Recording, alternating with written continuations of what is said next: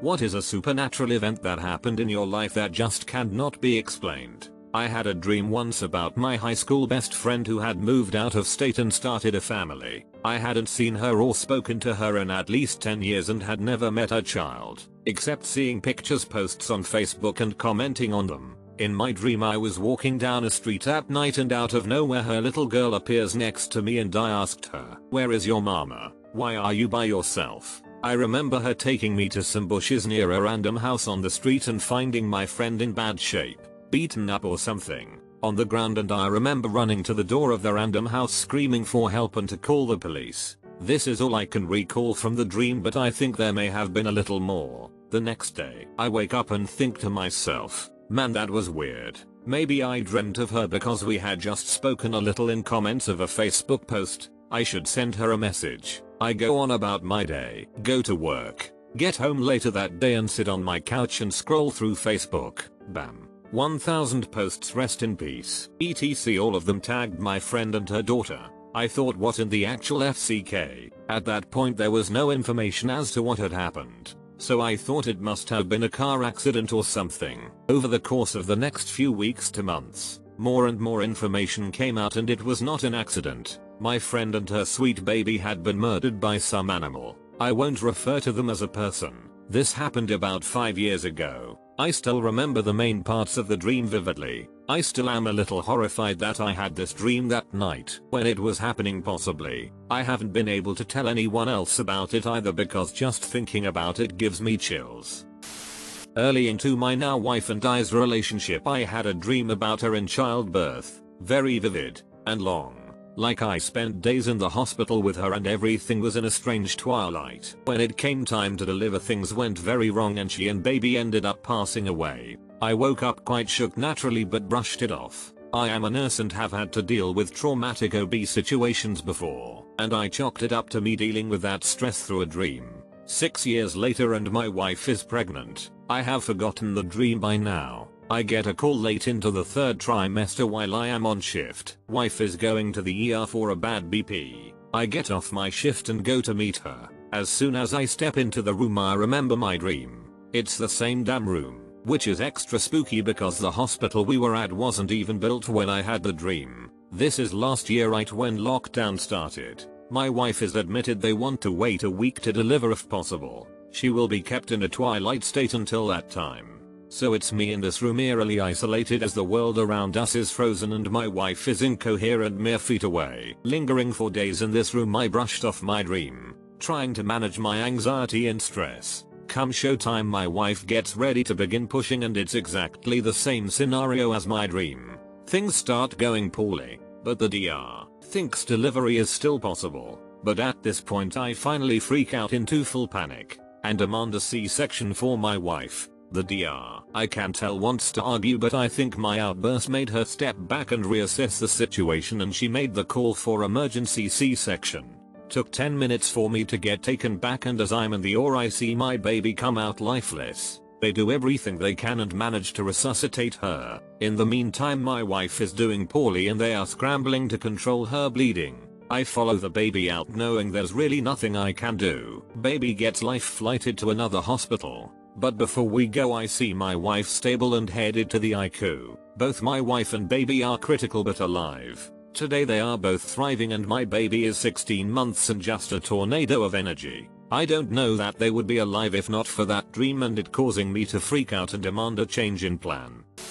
I have an idea of what may have happened, but I cannot definitively say how this happened. My father died in 2000 in my parents' house. I was over one night pretty late after my mother had gone to sleep. I swear I could feel my father's presence as I was right in the spot where he had died. They believe he had a heart attack while laying on the couch. Tried to get off the couch to call for help but fell on the floor and died, though no one else was home when it happened. I was on the couch when this happened. Anyway, I thought to myself, this is stupid. People don't leave essences behind. I'm not feeling anything. So I say out loud, if this is really you, Dad, knock a box of cereal off the shelf onto the floor. I wanted to pick something I didn't think could happen by accident. I went into the kitchen and watched the shelf with the cereal on it for a few minutes and nothing happened. Since it was almost midnight, I decided to sleep in my old bedroom. I woke up the next morning and went downstairs and a box of cereal was laying on the floor. I say to my mother,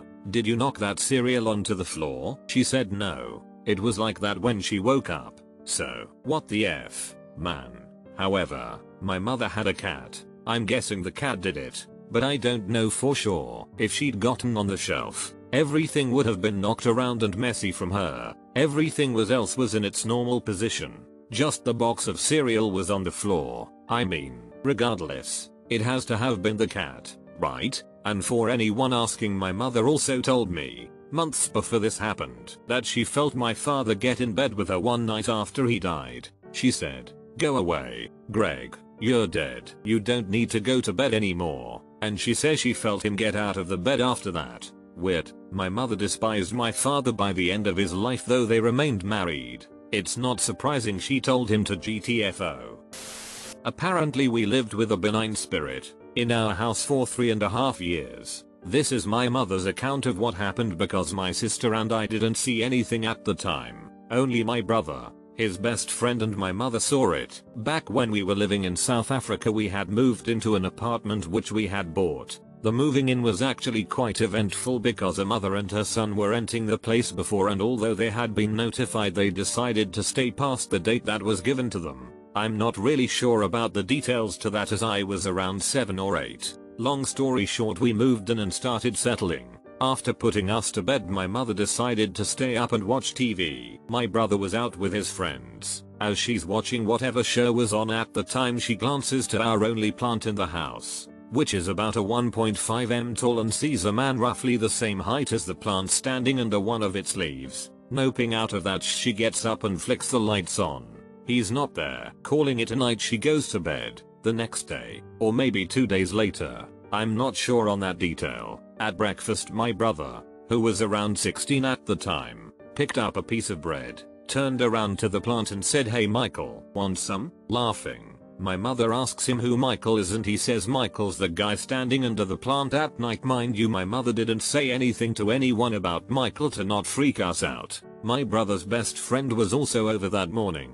We had basically unofficially adopted him, and my mother asks him if he sees Michael too, and he says yes. She then asks him to describe Michael, and he gives a perfect description down to the whites of his eyes. Michael apparently was a black young man around 1.40-50 m in height, wearing plain black trousers, a white button-down shirt, and a green vest. His skin tone was quite dark with a faint sheen to it. His eyes were also dark in color and the whites were tinted a bit yellow. He had a permanent smiling expression on his face that didn't reach his eyes. He stayed put where he was, never moving but following you with his eyes. One morning my mom woke up to my dad coming home, who had bought this indoor circulating water thing. I really don't know what they're called. He moved the plant exactly opposite where it was, next to the couch, and put that water thing there instead. My mother didn't say anything, and that night Michael also moved with the plant. Of course, after hearing this, I asked the next logical question that any sane person would ask.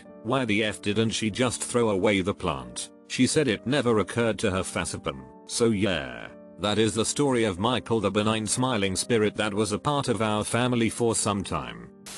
This is a long story. I got my driver's license at 22 years old and was a nervous driver. One summer in 2014, my parents were going to our family's beach house with my at the time toddler son, and I was going to meet them there the following Saturday morning as I had work. At the time I was driving a beat up 2000 Chevy Cavalier with no air conditioning, and my cigarette lighter was broken, so I could not charge my GPS system in the car. I also didn't have a smartphone at the time, so I figured I would charge my GPS overnight and it would survive the hour-and-a-half drive to my family's beach house. What I didn't take into account, due to being a freshly licensed driver, was that Saturday morning traffic on the NJ Garden State Parkway in the summer is a effing nightmare. I also have an absolutely awful sense of direction and I can get a bit anxious when I get lost. I left my house around 8 in the morning and texted my parents that I would be at the beach house around 10 o'clock latest, and that I would take the baby to the beach when I got there.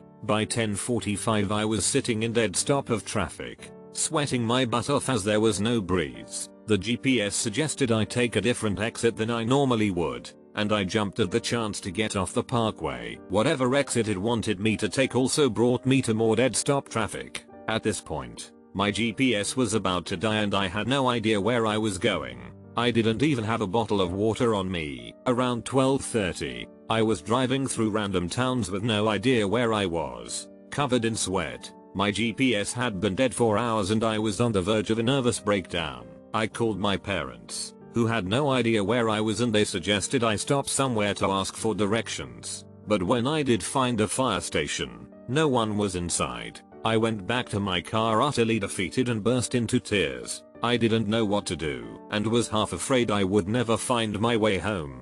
I thought of my late uncle, who was a limo driver and the namesake of my son. I was sure he probably knew exactly where I was due to taking teenagers down the shore every year after their proms. I looked up at the ceiling of my car and cried, "Hey, Uncle C, I'm lost and afraid and I have to get to the baby. Where the hell am I?" All of a sudden, I heard the mechanical voice of the GPS say at the stop sign, "Make a right." I looked down at the GPS and saw that it was no longer dead, but it wasn't fully on either. Instead of it showing a map or the main menu, it was just a blank white screen.